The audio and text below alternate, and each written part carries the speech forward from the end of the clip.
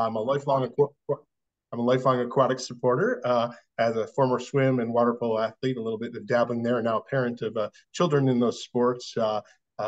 Coming up the ranks, I was a lifeguard, a waterfront director, water safety instructor, water park manager, national pool and water park, water safety instructor, lifeguard instructor, first aid and CPR. So I've been around aquatics a long time. But really, I think I'm here today to share my perspective about public school partnerships with nonprofits and the community and municipalities to develop and integrate transformative programs to really serve the great purpose of making our communities water safe and ending the epidemic of drowning in the community. Yeah. Thanks, Robert. Great to have you. Jay, great to have you as well. Thank you, John. Thank you, everybody out there. And just echoing the sentiments of my colleagues, it's really an honor to be here sharing with you some perspectives and insights, and hopefully they'll be helpful to you all out there and all over. I know I got a message from someone in Australia the other day, so that's great. Oh. My name is Jay Marquand. I'm currently a director of adult education in the public school system down here in San Diego. Born and raised in San Diego. Our district is the largest 7 through 12. There's larger unifieds. We span from the international border of Tijuana, San Ysidro, you know the area, all the way up to downtown San Diego. We have all the middle schools and high schools, and I've been in a K through 12 teacher, assistant principal, counselor, principal, you name it. Now I'm at the district level, hopefully supporting change and students and families from that perspective. In my previous life, but it parallels a lot with what I'm doing now in education, is I was a California State Beach lifeguard for San Diego State Parks for 17 years. Great opportunity from high school and 18 years old, a young buck, if you will, all the way till I was about 36 years old. And I wish I kind of would have stayed with it, but I've been connected with as an alumni and staying close to aquatic safety actually obviously is near and dear to my heart. And I'm able to bring some of that knowledge into the school systems. And anytime I have an opportunity to be a part of something wonderful like this, or to share some experiences, if they lend a little insight, I'm happy to do so. So I'm a big advocate for public safety.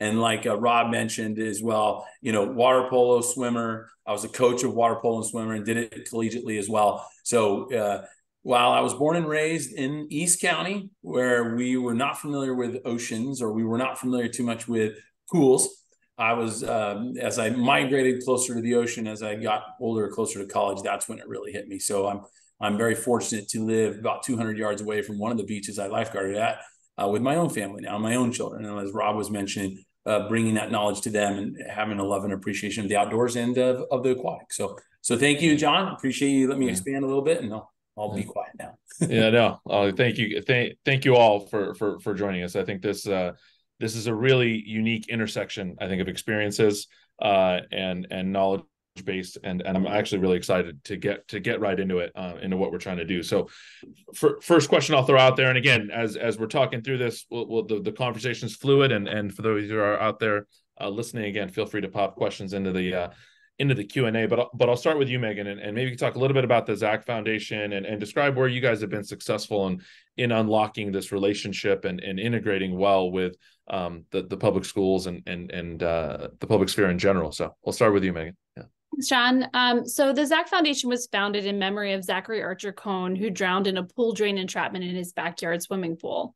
When the parents wanted to really make an impact, they thought it would be really easy to get into public schools and begin sharing water safety and drowning prevention information. And they quickly learned that that was not quite as easy as they expected it might be. And so as we tried to figure out how we should ensure that we got this information out to as many children and families as possible, we decided to try a partnership with lots of different organizations. We partnered with the YMCA, the Boys and Girls Clubs of America, Parks and Recs departments, and we ultimately decided that partnering with the Boys and Girls Clubs were a really great way to reach public school kids. Many of them attend after-school programs at Boys and Girls Clubs. There are also quite a few school-based partnerships where the Boys and Girls Clubs are actually based within public schools. And so there's a really close relationship between the public schools, the Boys and Girls Clubs, and the ability to bring in injury prevention information. And so we put together a program that we call ZAC Camp, which is a week-long water safety camp where kids learn all about dry land water safety curriculum through our children's book, The Polar Bear Who Wouldn't Swim. They take basic learn to swim skill classes, and they engage with first responders. And the idea behind that is really to find a way to build a strong relationship between kids and first responders where one might not otherwise exist. And so oftentimes that means bringing police, fire, EMS, and Red Cross into the school-based setting to have a really positive fun experience and to build up a strong relationship around not just water safety, but injury prevention in general. Oh. Well, one of the things I'm hearing you say, Megan, too, is like sometimes if we think about this as a straight line, like nonprofit water advocacy organization straight to a public school, but you found the intermediary of the Boys and Girls Clubs to get there. So maybe speaking a little bit about that, right? Like is that a public-private partnership, or how does that work kind of a logistical standpoint? Yeah, so there's a couple things there. We know that schools generally have a lot of information they need to convey. There's a lot of different safety challenges that our schools face today, that our families face today. And in many cases, water safety doesn't make it to the top of that list. Things like, nutrition and gun violence prevention, basic physical safety. Those are ranking a bit higher than ensuring water safety and drowning prevention information is integrated into the school-based setting. And so this partnership that we formed with the Boys and Girls Clubs on a national level enabled us to run camps all throughout the United States. So there was a point in time before COVID where we were running camps in 25 clubs every spring and summer. Oh. And reaching really anywhere from 110 to 250 kids a week. And we're not teaching anyone to swim in a week, but we are getting them into understanding what water safety and drowning prevention looks like, and providing resources for them to access learn to swim classes after we leave. And we do that through another partnership with the American Red Cross. And so really, it's just trying to find a way to reach kids where they are, meet families and parents where they already are, rather than making it so, adding another layer of activity for them to do after the school day. So this seemed to be a really good fit for us, going into the clubs, teaching, the club staff and the leadership about water safety and drowning prevention so that those lessons can continue after our camp is finished. Yeah, no, that makes a lot of sense. So not only shout out to the ZAC Foundation, but shout out to the Boys and Girls Club of America and all the work they're doing to help us in here. Robert, I was hoping you could share with us a little bit about what's happening in Pasadena around the Rose Bowl and some of the work that you all are fighting for over there as well. Yeah.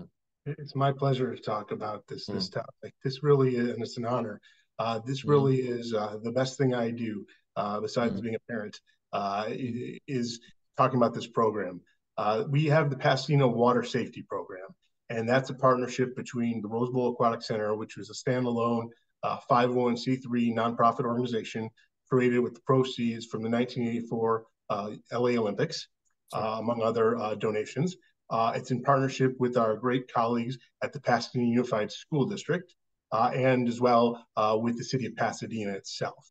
Let me be the first one to say here that we, in any of our efforts, we stand on the shoulders of giants. And great community leaders before me in the past really had the civic vision to create a program that provides every third grader in the Pasadena Unified School District with 15 free swim lessons each year, along with swimsuit, towel, goggles, and transportation to the pool as part of their school day. Every third grader gets that. We have 2 years to catch up with from the COVID period for some kids who missed it, and we're going to figure that out. But now, close to 30,000 kids have been through this program and are now water safe and have learned to swim in our community. So we find, obviously, it's important to make people water safe, but it transcends that, right? That is the overall mission, but it helps create confidence building, life lessons, even long-term prospects for participation in sports, water aquatic sports, being lifeguards. We know there's a national shortage of lifeguards. So there's great things that can come from this just beyond the safety in the program. So we're very proud of it. We hope to be a model and to be a resource, and happy to share our expertise. It's not done by, I'm a board member, it's done by the professional staff of the center, really, who lead this effort, who do the great dialogue and build that relationship and partnership with the city and with the Pasadena Unified School District, and are in constant communication there. Those are the real people who on the ground, and then even our swim instructors themselves, building those trusting relationships with each kid. Yeah, that like amazing to hear, right? Every third grader in Pasadena Unified School District gets access to these 15 lessons. I mean, that's like a pretty amazing thing to see. Help us get just a little more granular on this, Robert, by thinking I got the school district, I've got the city council, I've got the Rose Bowl Aquatic Center. How can these three, seemingly unrelated organizations right now make sure to have this conversation and keep this work going? Maybe help us a little more on the logistical side of it. Yeah. Yeah, I mean, I think it really comes down, first of all, that's a community-wide thing. It evolved over time, right? But everything, all politics are local. All programs need to start local at a very grassroots level, making a difference in the individual life of one person or a small handful of class is where this can start. But it really granularly, it comes about through communication. It comes about through vision. It comes about for people building the relationships, putting in the time. And this is why, this is almost it's over a 20-year program now. And from building this history, building this momentum, going into communities. One thing I should add too is that we're very conscious that we're blessed in Pasadena to have such a diverse community. But that diversity sometimes means, just kind of as Jay was talking about, there's different people with different access or history relative to aquatics and bodies of water. And so that's an element of that, is making sure we are reaching out to those high-risk populations and getting them comfortable. So some of that even gets to a level, there's another dynamic, which is the parents, right? These children have to understand, the parents of the children have to understand what this program is, what it's about. So we make sure our colleagues go into the school district, into the classrooms or assemblies and talk about this program. Make sure we are socializing it with the parents. Obviously, as well, there's a funding piece of this, right? In order to do this, we have to do fundraising. And that's what's great about our 501c3 status at the Rose Bowl Aquatic Centers. We're able to raise money for that and share this great story in the marketplace and really build a shared partnership with the community about the impact of this. And it's interesting. It really, 5 seconds, real quick, anecdote. There was a great anecdote I heard recently about a child who was by the side of a pool after lesson 3 of this program, fell in the pool fully clothed, and the mother said, "No, wait, stop. Don't jump in and rush in. Let's see what the child does." And that child proceeded to just be comfortable, can't really swim yet, but able to get to the wall and get out of the pool. And that's the kind of very simple difference this can make, even beyond, being a great swimmer. Yeah, no, I appreciate that anecdote, and that's amazing work. And we talk about even just getting in the assemblies, getting into the classrooms, getting in there, and so like really engaging into the public schools. And so I'm going to turn it over to one of our school administrators here in Jay, right, and letting us know how that works in San Diego, right, and really unlocking that where you've been successful in building that relationship from your position where you're at. Yeah. Oh, it's a great question. And Megan and Robert were able to touch on it. And I think one of the key parts that is a theme that we hear is, the leadership, it's talking about standing on giants. It really comes down to a passion, right, of certain individuals. And when they're in leadership positions, where does that passion lie? And if it's in aquatic safety, then there's your in. Certainly people like myself who are passionate about it, I try to find those niches where I can. My leaders who are above me to say, hey, look, this is an area that certainly we can all get our heads around. I mean, it's, to me, and that's kind of as we move through, there's some politics about it, is looking at legislation. And so in public schools in California, there's Ed Code, California Ed Code, which kind of drives, that does talk about how aquatic safety should be taught in public schools. Now, that comes to some more of the macro, where I'd say I wish they'd change some of the language to will or shall. There's a may on a lot of this legislation, like may, so it's kind of arbitrary, but that's where you find your key relationships with people and say, look, this is important. And I think a lot of people can get their heads around, regardless of it's not a bipartisan issue. It's like, child safety. I mean, every child, and we know those statistics with prevention and drowning and water, and especially in California, but I know we have some friends online nationwide. I mean, being next to the largest body of water in the world, practically, the Pacific Ocean, but we're talking about pools and everything. Why wouldn't we kind of push appropriately the issue to have people, at least at the basics, understand? And Rob gave a really good example about even the anecdote of the child falling in the pool with the clothes and observing a little bit to see how they would respond after having a few intervention classes. So I think in the school system, because they're public schools, we are publicly funded. There is state standards in PE. We have standards for all of our subject areas, whether it be history, English, we have them in PE. So in the standards for PE, aquatic safety is in there. So it really is incumbent on a community. It takes sometimes just one person. I think one person can help change the world at a board meeting to say, if you were at a public school and you went to a board meeting, you're a parent saying, hey, I understand, we have these standards and there's legislation, but in our school system, do we ever cover aquatic safety, whether it be through, as Megan talked about, some of the flyers and pamphlets and the basic notions of what we can do to be safe, to are we actually doing it in the pool in PE? Because lo and behold, we have this pool over here. I know there's some complications to that because a lot of pools are municipalities sometimes, and they share the space, and then the schools have to purchase time because they're entitled to the city taxpayers. But that's where foundations, Robert mentioned that. I'm very familiar with foundations that come in and they pay for the pool space so the students can get in there at least 1 week a year. So there's ways to do it. But in the public school system, their avenues are built in. It's just a matter of sometimes, depending on which area you're in, to push that envelope a little bit as a parent or an advocate or even a leader. Yeah, no, Jay, you touched on a lot. There's a lot to unpack. Yeah, sorry. Right? So you're and again, just to reiterate his some background here for Jay, right? A longtime public school administrator in San Diego County, right? And so you've been through this a lot. So let me just ask you a follow-up question on just that code, right? You talk about PE and having aquatic safety and physical education, and so for all of us here who either went through this or have kids now, right, who go to school in these public schools, how best can you define that code, right, and where water safety can fit in, and who are the key people that could help really in a school district, right, help leverage that or unearth that code? Because I would, out of personal experience, I could tell you, right, that I live in a city with multiple 50-meter pools, and my kids are in public schools there, and there's not even a remote bridge or walkway between their physical education and those great aquatics facilities in the city. Yeah, which is sad, right? Yeah.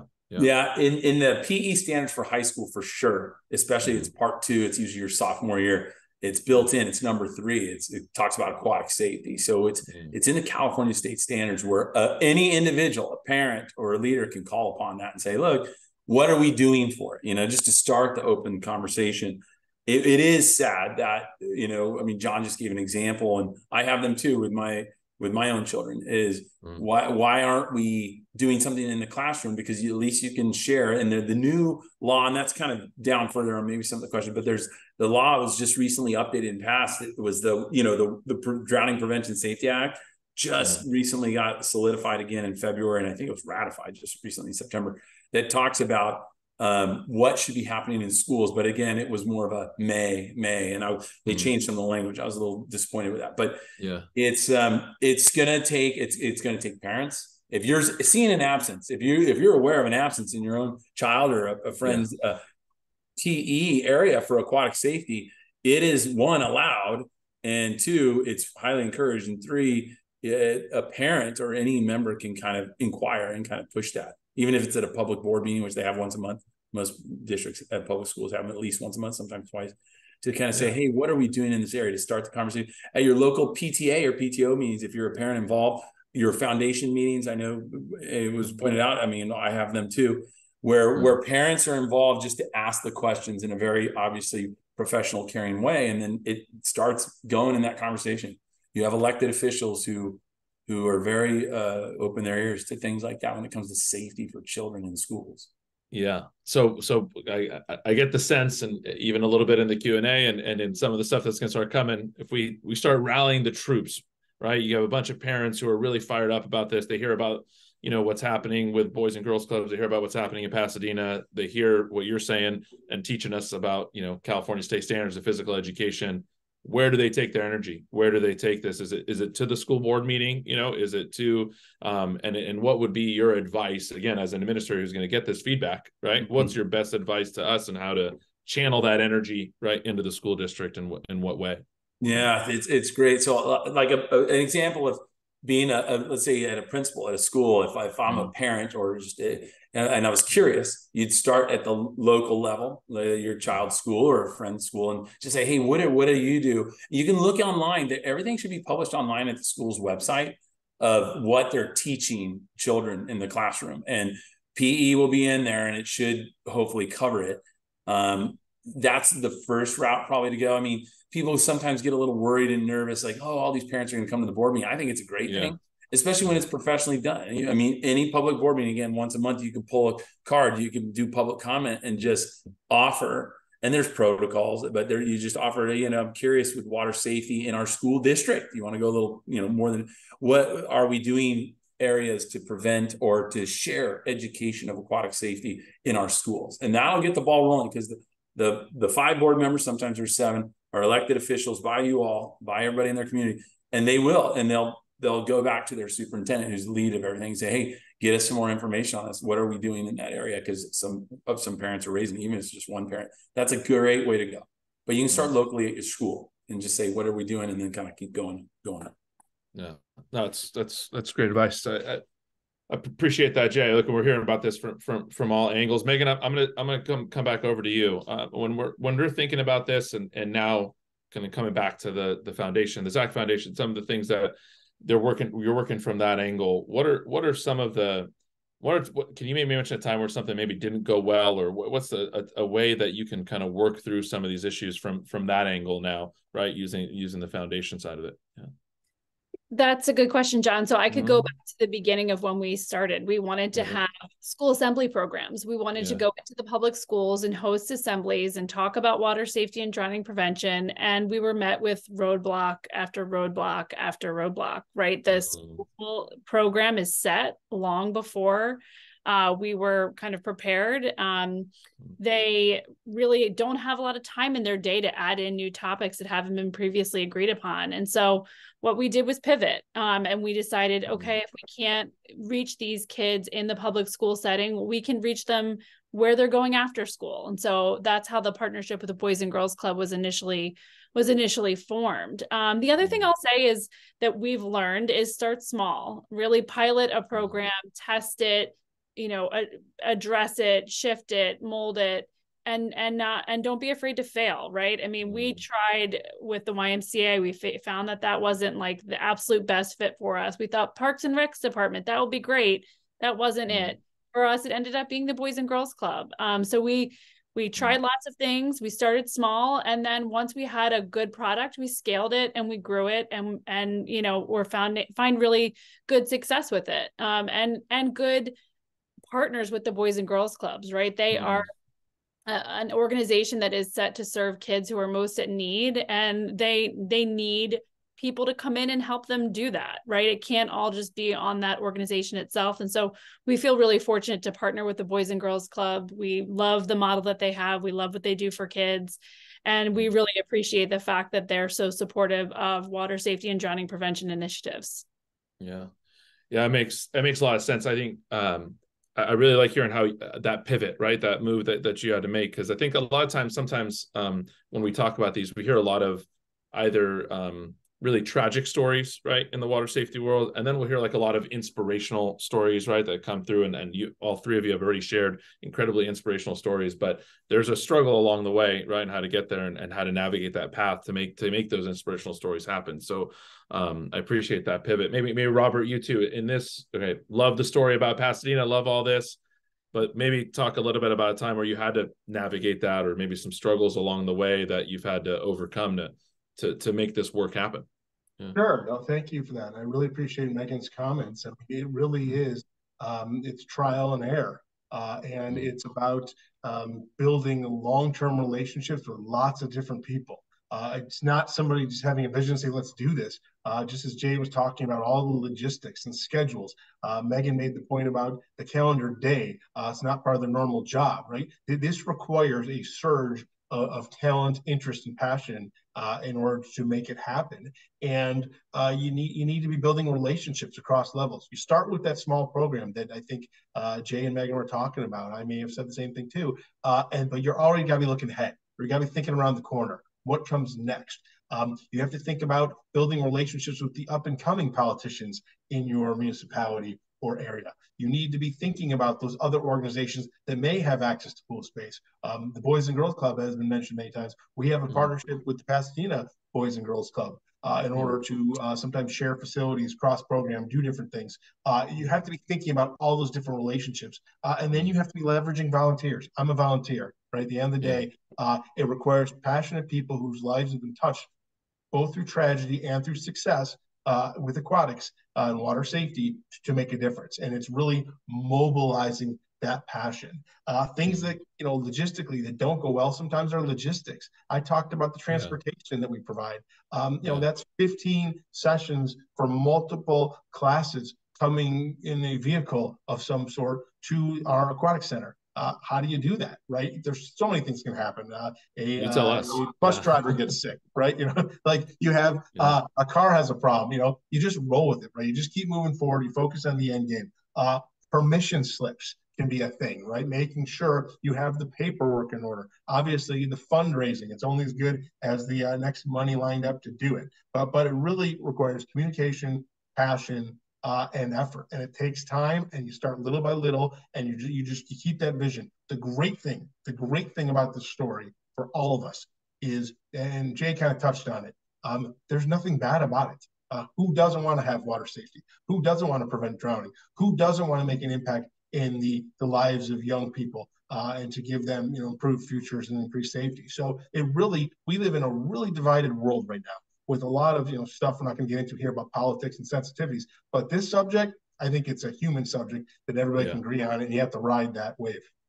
Yeah. This is definitely a topic of conversation that should build consensus along the way. And even nitpicking about the transportation piece, that should be a webinar within itself, right? Like, how do we create functional and sustainable transportation to create access for everyone to do this? And so I know that that's even a landmine within itself, and it's amazing that you guys are able to overcome that a little bit in Pasadena, but again, notwithstanding some issues along the way.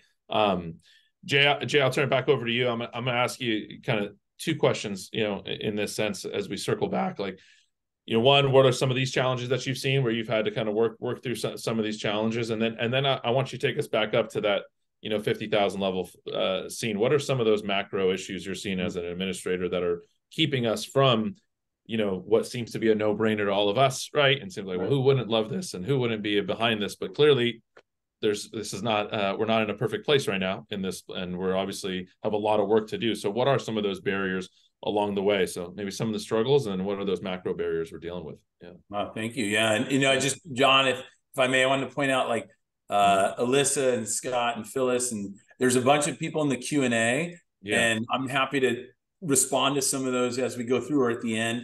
Not sure how we want to do it. So I didn't want our viewers at home to think we're not going to answer those questions, because I have answers to some of them that they're asking, and I'll try to do both, but it's kind of hard. But we'll get to the questions at the end too, right? Okay. So let's keep the conversation. You may answer some of them organically, and if not, we'll definitely spend a good amount of time here at the end for Q&A, because awesome. Again, this is, I think a lot of people are really fired up about this. So I want to make sure we answer the questions and how we get them in the push everyone in the right direction. So you talk about the macro issues, what's at that larger level, and dig in through the weeds. We got to start somewhere. And Robert mentioned, I guess I would summarize kind of competing interests, right? So it's going to, again, back to someone's passion, who's really like, okay, who's going to be leading this in our local municipality to maybe on a bigger level. The YMCAs, your Boys and Girls Clubs, are huge. Like, those are great resources, and they'll partner with you. Another one is your outside agencies that are maybe looking for a very universal cause. Let's just call it that, which, again, I think I benefit greatly being in public education, because who doesn't care about the future of kids? I mean, it's something obviously I'm very passionate about. Did it in my career, but then I think it's an easy sell. Why wouldn't it be? They're the future. They're going to lead us right here on this meeting into the next steps, whether it be government or whatever. So why aren't we giving them tools and information and education early? So partnering with businesses that are trying to find something that they can even get a tax write-off for. And if you approach, a private sector business saying, hey, look, we have this initiative and it's this, and we're partnering with the Boys and Girls Club and the schools, and, would you help fund some of it, i.e. the transportation, or one time a week. In where I lived in one of the school districts, and we can't be naive not to talk about affluence and things of that nature. I was in Coronado down here in San Diego for 14 years. It's a very diverse community because there's a huge military population, one of the largest in the country. But it's also very affluent too. And they're near the beach, and so they love pools. And we had 2 of them. We built another one in the school system when I was there. So that's something we have to recognize, and that we can talk about as we go through this, is where other places can help. But even your local Kiwanis, Rotary, think of your groups that are specifically, their mission is to help families and young students. It talks about students in schools. They are happy to support initiatives where if you said, hey, we want to sponsor the entire 6th grade to have 1 week of instruction in a pool, because the school district, the local school district, which is publicly funded, cannot do it. It ends up being an extra. Would you be willing to do it?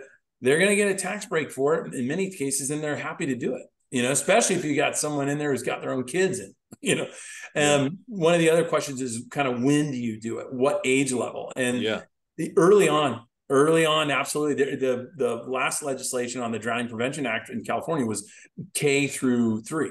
And they've scratched that out in the new amendment, and they're kind of just saying you can do it everywhere. But early on is huge. It's huge. You want to start young.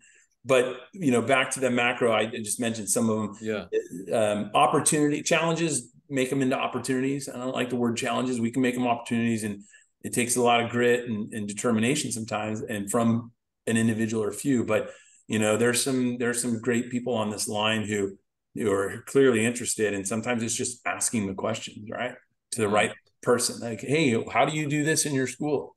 And, then you keep going from there. Yeah. And I appreciate that. I'm writing a lot of stuff down. I don't know if anybody else is, right? So I think there's a lot of good stuff. Like, there's a lot of, hopefully we're all learning here, but to answer some of the questions, kind of integrate this in as we're going along, right? You, Alyssa, you asked us in the Q&A about when to do this. And just to be clear, right? And if Megan, Robert, you guys have thoughts on this as well, but, clearly there's earlier the better, right? The data shows the earlier the better, but I don't think we can say that there is it's too late kind of thing, right? I don't think there's a time to say, well, now it's probably too late for us to have this program. They're only allowing us to do it in the 6th grade, right? I think we still want to be able to attack this anywhere, but the earlier the better. Would think we agree that would be the way to approach it. Yeah. And so taking it back over to you, Megan, in terms of like these macro issues, right? Some of these things, like these bigger barriers across the board, and we'll drill back into some of these questions to keep going here. Like, what do you see as kind of the barriers along the way that are maybe out of our hands at the moment? Yeah, so we talked a little bit about transportation, right? It's really difficult to transport the number of kids in a public school classroom to a pool. And then oftentimes, maybe not as much in California as in other states across the country, it's really difficult to find pools. A lot of America has what are referred to as pool deserts. And that's something we're looking at on a federal level, how to increase the number of pools, how to retrofit pools that are currently shuttered for, not being up to code. So I think, from a macro level, it comes back to those grassroots issues. It's transportation, it's access, it's availability, it's funding. And it's, you touched on that a little bit, being creative about funding, going to corporations that may be in your community that are looking to have a tax write-off, that are looking for some community goodwill exercises. There are lots of corporations that partner with Boys and Girls Clubs for service hours. And so finding ways to kind of create a connection between those funding sources and, facilities that will allow you to use their pools or their aquatic centers for water safety lessons. And then there's some of the more obvious things that we already touched on, a lack of lifeguard availability, a lack of water safety instructors in our country. And so one of the things that the Zach Foundation has been doing over the last several years is this partnership with the American Red Cross and funding lifeguard certification training classes, water safety instructor certification classes, bringing in the aquatics examiner service to really surveil aquatic centers and find weaknesses and gaps and areas for strengthening, to ensure that we're really looking at the whole approach and how we can strengthen that aquatic community. And then there's like some of the other more basic things, like teaching parents and caregivers how to perform CPR, what it means to be a water watcher. Right. Those are some of the macro but grassroots issues that we have to look at as well as we try to make an impact. Yeah. Well, you kind of said it too. One of the ways to address the macro issues is to build community, right, around these things and kind of with those through lines. So Robert, I'm asking you one more time, maybe to repeat, because I think some of us are asking, and that there was something called, I believe it was the Pasadena Water Safety Coalition, or is it Pasadena Water Safety? It's the water safety program. It's kind of the organization, it's an extension of the Rose Bowl Aquatic Center in partnership with the Pasadena Unified School District. Yeah. So is that a way for let's say the city council, the school board, right? The Rose Bowl Aquatics Foundation, is that kind of a nexus point for them to meet and to talk? Yeah, I think so. I mean, I think we just kind of do it naturally in the administration of the program, but we're making sure that we take the time to communicate to our constituents in the city about what we're doing. And what's funny is even in our own city, we've been doing this 20-something years, as they said, people still don't know about it. Some people go to private school. Some people go to, a religious affiliated school. They don't know about this. And so we always realize we can trumpet that message more. And I think communication, both building relationships among stakeholders and with the school district and with politicians is important, but also with your community. People have to know and celebrate this and highlight that. So that's really what we found. But one of the great ways to do that is through fundraising, and fundraising really is an opportunity to share the why, right? The story, the narrative of the why are we doing this? What is the impact it makes? And it's such a great story. So we have to get out there and repeatedly tell that. Also, I think another thing to be thinking about relative to impediments is you have to understand your demographics. You have to be aware with the data and make the persuasive case in communicating that why. What is the makeup of your community? How water safe or friendly are those populations? We've all seen the data. I think that there's a statistic out there that if a child's parent doesn't know how to swim, it's much more likely that child won't learn how to swim, right? So we have to break through elements like that.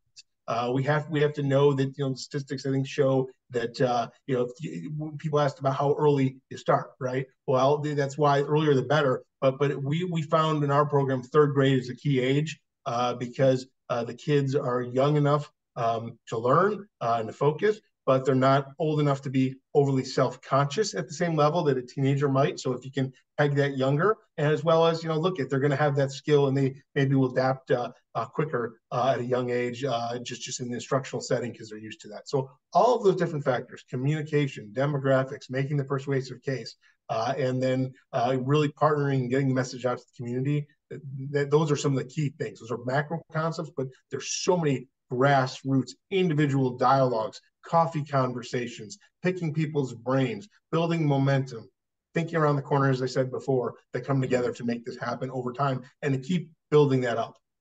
Yeah. No, there's appreciate that, Robert. There's a lot in there, and I actually really appreciate the questions that are coming through. So if it's good with the panel, I'm gonna start just using those in and go off script a little, because I think this is the purpose of this, right? Is to engage with our community and talk and answer their questions. So Jay, kind of back to you. Like when we think about that alliance between city council, and this is from Virgil, so thanks for the question, right? City council and school district, school board. What's the best way to create that partnership? Because I've also heard a couple of like third parties that can come in and help create that as well, or like county things, or from your perspective, what's the best way to build that?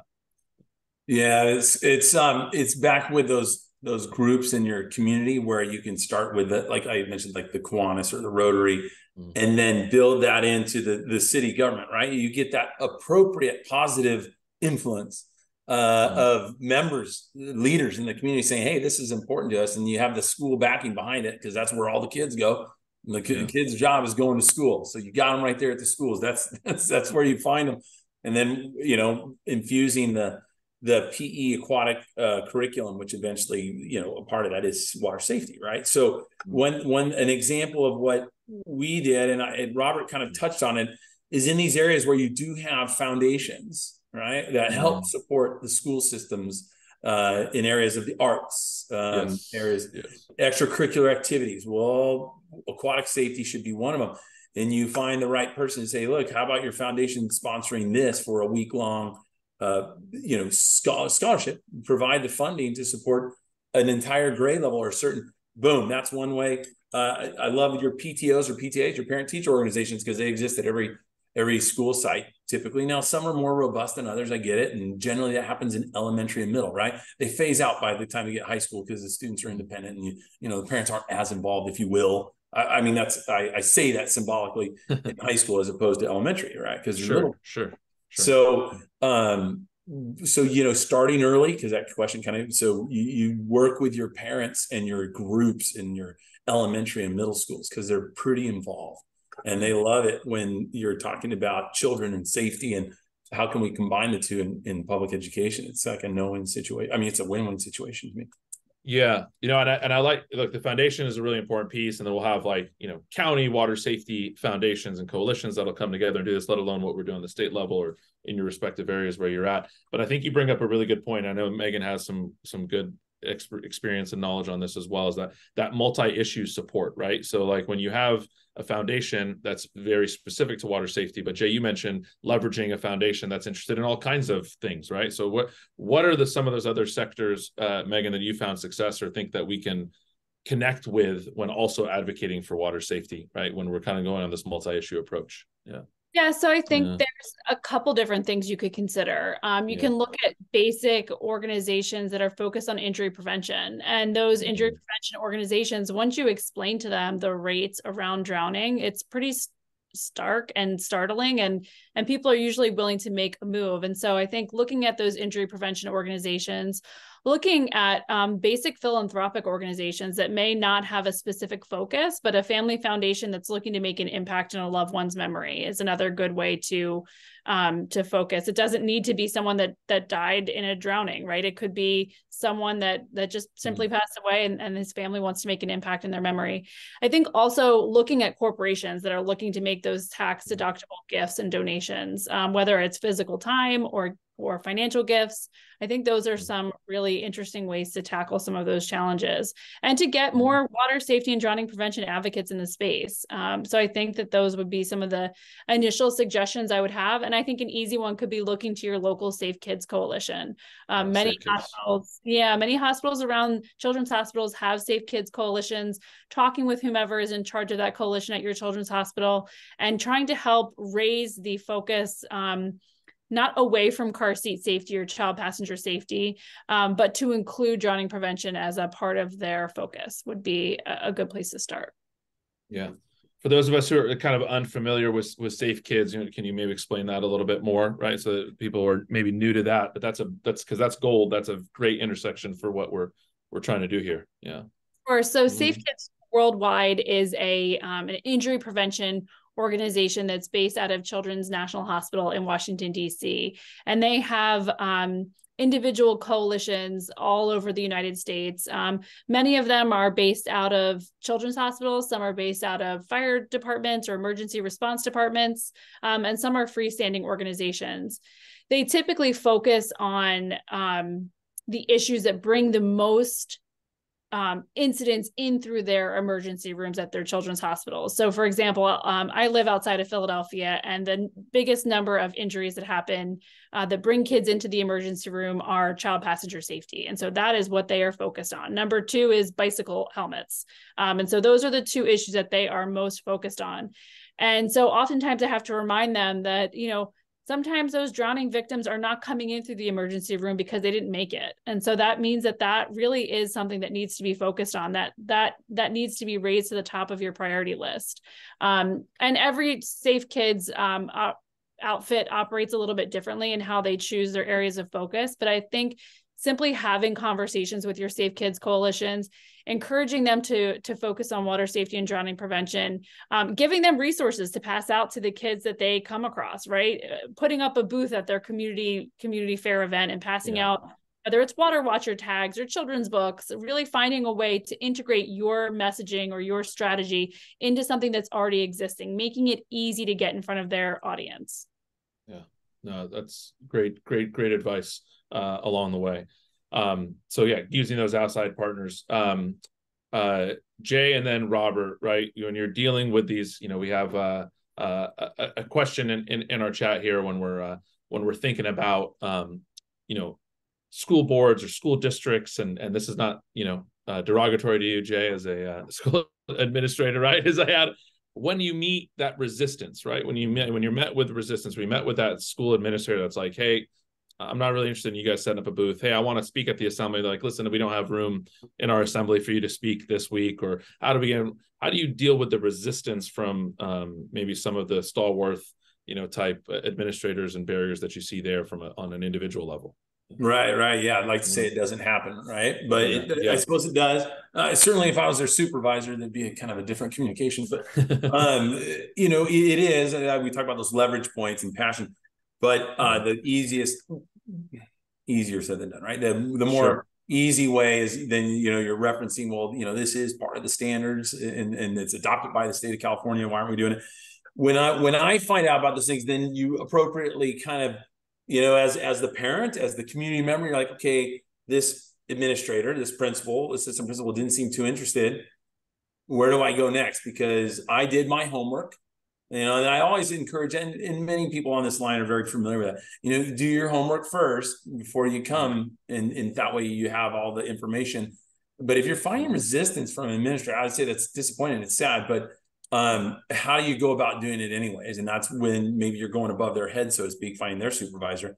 That's why I always say the board meetings are great, because it is a public forum, and those are elected officials, and they tend to be very interested in what the public has to say because they were elected by them, knowing there's protocols and roles. But I would hate to see not a open-minded administrator or somebody just listening to a parent or anybody about, hey, this is what I'm passionate about. How do you bring this into the schools? How can I help you? How can I help you, administrator? If this is something that's, I could see you're kind of not that excited about. I am, and I've got people who are willing to make this happen. Let's do it together, kind of thing. The together approach, which sometimes can be forgotten these days because we're seeing it at the highest levels of land where people forget discourse, but I don't know. I hope people would be more open to those kind of dialogues, because again, it's really easy to point to our number one mission is the children we serve. And as adults, we have to lead by example. And a lot of times we should be doing these things to provide them opportunities. So, yeah. No, thanks, Jay. And I'm also cognizant of time. I know we're getting done. I want to answer everyone's questions. And so I appreciate Jay, Megan, others of you guys answering some questions in the chat there. They're coming out. Robert, people are going to be asking you a lot of questions about the Pasadena program and want to model that, as you said, in other cities. So, please. So Phyllis, we see you and appreciate the work you and your husband do to advocate for us here in the city of Irvine, and how we can model those things. What's your last piece of advice, Robert, that you may have, right, for people who are trying to model this elsewhere to kind of leverage this out? Yeah.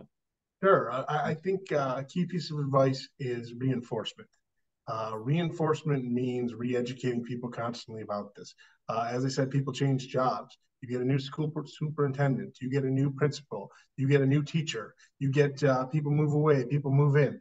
You got to keep banging the drum and sharing this message out there about it. Also, reinforcement, I think one of the things I didn't mention that we give as part of our program, we're fortunate to be a facility operator and have the pool space, not necessarily fully open, but we can make time for it, fit it in and try and find the time. But we give passes to these kids when they complete the program so they can come back and use the center. So it's the reinforcement of the skills learned. We also make sure to have appropriate open swim times in our programming with appropriate lifeguard coverage, of course, in order to have people come back and show their parents what they learned. Because when these kids are learning this in the school day with their teachers there and the transportation folks and our water safety instructors and lifeguards, the parents aren't seeing it, right? So for the kid to show the joy of what they've learned, that's reinforced in that way too. So the theme of reinforcement, I think, is another key takeaway lesson for everybody.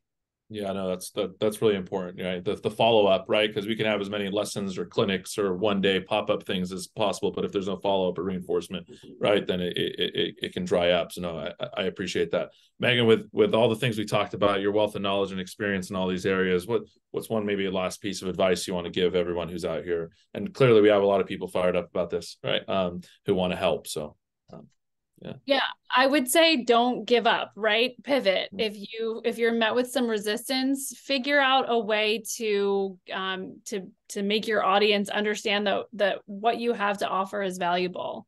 And so I just would say that to the extent that you can collaborate with partners, that you can find partners that maybe reach a different audience than you, I would say, being able to collaborate, being able to pilot, being able to pivot when something doesn't work. I think those are the keys to success. And I think as we look around what California has accomplished, over the last 50 years, we've always looked to California as the experts and as those that are leading the way in water safety and drowning prevention, and looking at what you all have accomplished through the publication of the California Water Safety Strategy and all of your other activities. I think collaboration is something you all are very good at. And so continuing to really do that on a big statewide level, but also in your communities as well. So collaboration and it will be successful. We just have to keep up the drumbeat.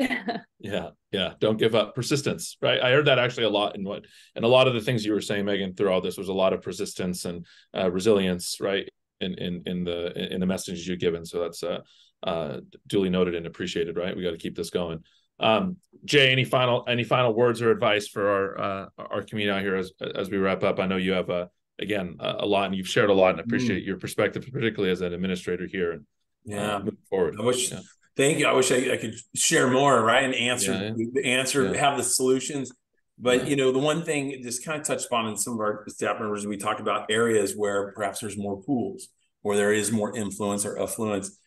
So I would even go back to saying with those areas or people who are really passionate, if they have nonprofits. I mean, Megan has a great example with the group that she spearheads, or even Robert's you can also champion those nonprofits in areas that don't have to be your own, that maybe students or families or communities might need more assistance in aquatic safety, because those rates are up there too.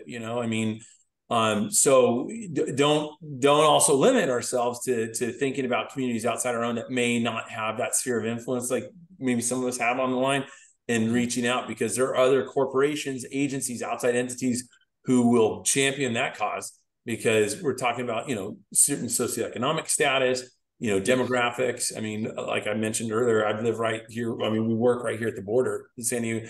And so sometimes the data there is going to be different somewhere else, because there could perhaps be more drownings because of non-prevention at all, or education. So just being aware that there's other communities that we can also help, but certainly starting within your own, right?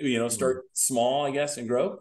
But just trying to keep everybody in mind is to maybe those areas that might need some greater assistance.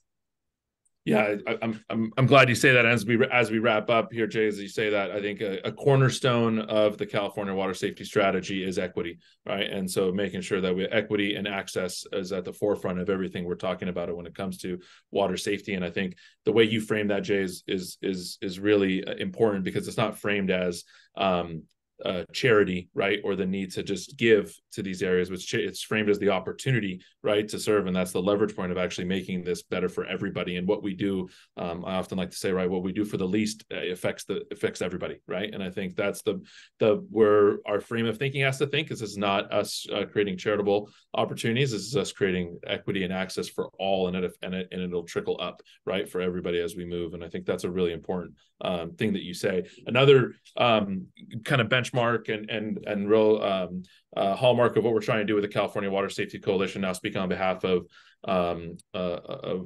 Rob and Will and Megan and all of us who serve for the California Water Safety Coalition, is building this network of people. So I know that a lot of the questions that are coming through the chat are about contact information, things like that. So I encourage everybody who's listening now, who's watching, to go to the website, to go to California Water Safety Coalition, go to cawatersafety.org, get to the website, get on our mailing list, get in and to build this community together, because we know that as we're networking, as we're building this really truly is a coalition of people, that we will have all this moving forward. So just encourage everybody to stay in touch that way and get contact information that way and get stay in touch there. But again, on behalf of the board and on behalf of everything that we're trying to do here, very, very grateful for the three panelists that we had today and in this work. So thank you, Megan. Thank you, Robert. Thank you, Jay, for sharing your time. This is what felt like a brief conversation in an hour, because there's so much more to go.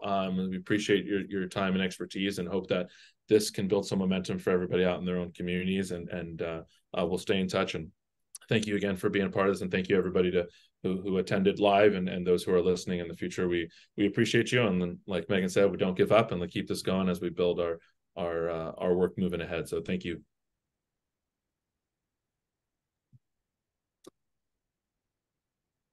Thanks, guys.